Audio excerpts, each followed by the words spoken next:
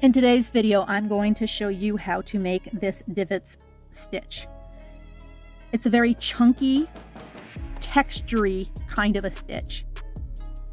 It's fantastic in many ways. Like, for example, this is just made with your basic standard worsted medium weight yarn, basically your size 4 standard acrylic that you can buy anywhere.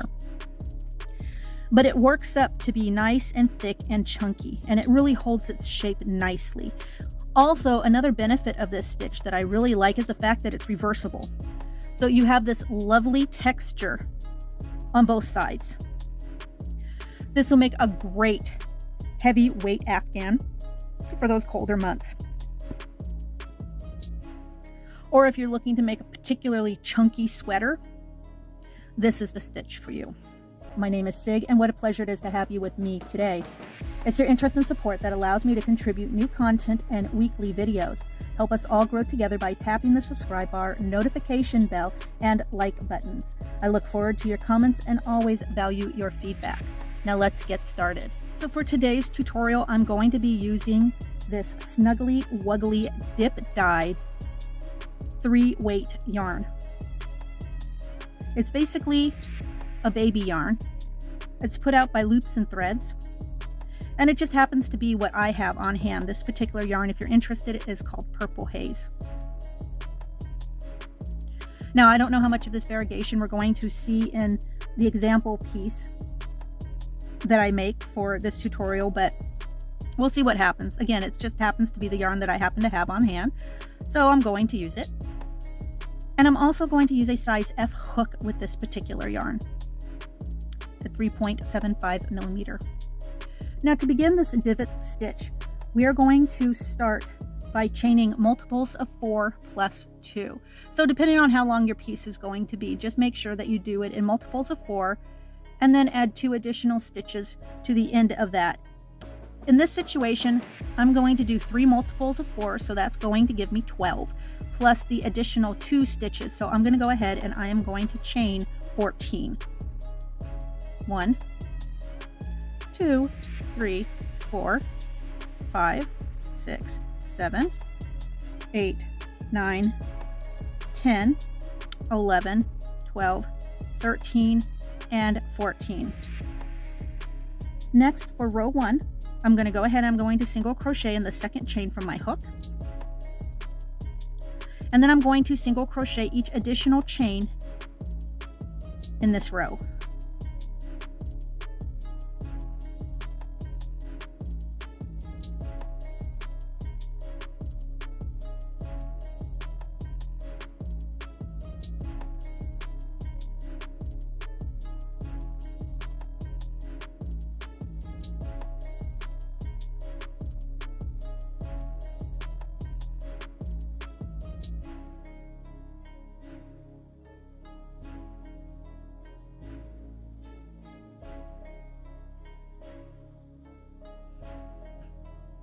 Now that I've completed row 1, I'm going to go ahead, I'm going to turn my work, and I'm going to chain 2. And that'll be considered my first stitch for row 2. And then in the next stitch, I'm going to go ahead and I'm going to make a double crochet. And then in the stitch after that, I'm going to do a single crochet. Next, I'm going to go ahead and I'm going to skip this next stitch. But in the stitch after that, in this next single crochet, I actually want to put 3 front post double crochets. So for those of you who are not familiar with a front post double crochet, you're basically going to do a yarn over, and then you're going to take your hook and you're going to insert it into the front post of the appropriate stitch. Then you're going to yarn over and you're going to pull that yarn through. And then you're going to find that you have 3 loops on your hook, and you're going to proceed just like you would with a normal double crochet. That'll be my first double crochet front post, then my second double crochet front post, and now my third double crochet front post. I'm going to skip the next stitch, and in the stitch after that, I'm going to single crochet. And again, I'm going to skip the next stitch, and in the stitch after that, I'm going to do 3 more front post double crochets. So that'll be 1, 2, and 3. Then I'm going to skip the next stitch, and I'm going to single crochet in the stitch after that. Now in my case, this has brought me to my last 2 stitches in the row 2. And of course, your mileage will vary. It really depends on how long your row is, how many stitches you're working with, but you're eventually going to come to these 2 last stitches in your row. And when you come to them, you're going to want to place a double crochet in each one.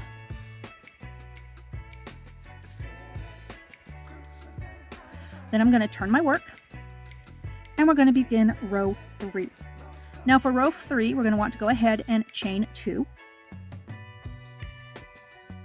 Then we're going to want to do 3 of the front post double crochets in the next single crochet stitch. So that'll be right here.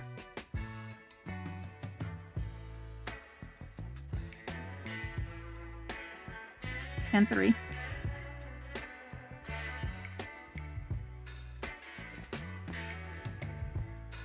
Then you're going to skip the next stitch, which is going to be this first double crochet, or this first front row double crochet here from row 2. And then I'm going to want to put a single crochet into that middle front post double crochet from row 2. And then I'm going to want to put 3 front post double crochets in the next single crochet.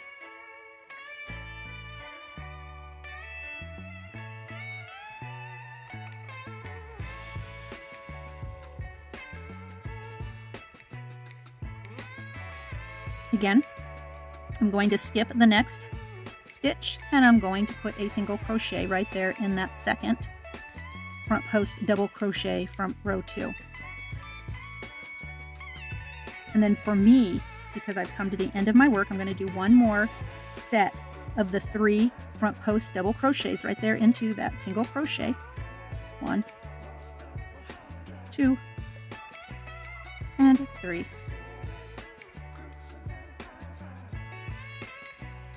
And then this time I'm going to put a double crochet into this chain 2 stitch, into the second chain.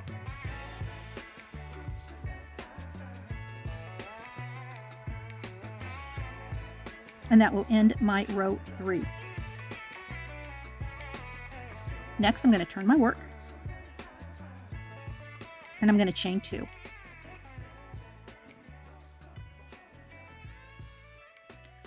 Then in the next stitch, I'm going to go ahead and I'm going to place a double crochet. And in the stitch after that, I'm going to place a single crochet.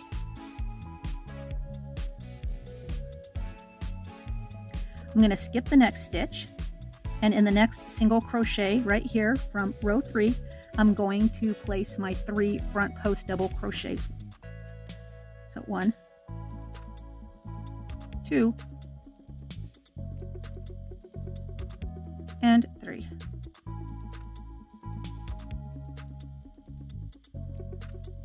Then I'm going to skip the next stitch, and I'm going to put a single crochet right there into that next stitch, which is going to be the middle front post double crochet in this grouping from row 3.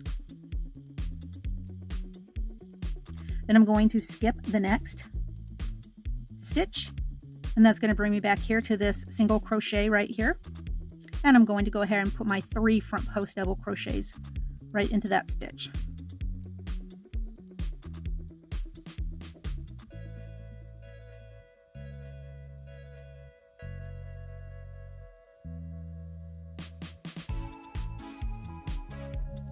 So now that I've come to the end of my work, I'm going to go ahead and I'm going to skip this next stitch, and I'm going to single crochet in the stitch after that. And then I'm going to place a double crochet in the stitch after that. And then I have 1 more stitch, which is this 2 chain turning stitch. And I'm going to go ahead and I'm going to put a double crochet in that stitch. And that concludes row 4. I hope you enjoyed learning this stitch as much as I enjoyed teaching it to you. But now it's time for me to say goodbye. So until I see all you wonderful and creative fiber artists again, stay crafty, stay amazing. Until next time, bye-bye now.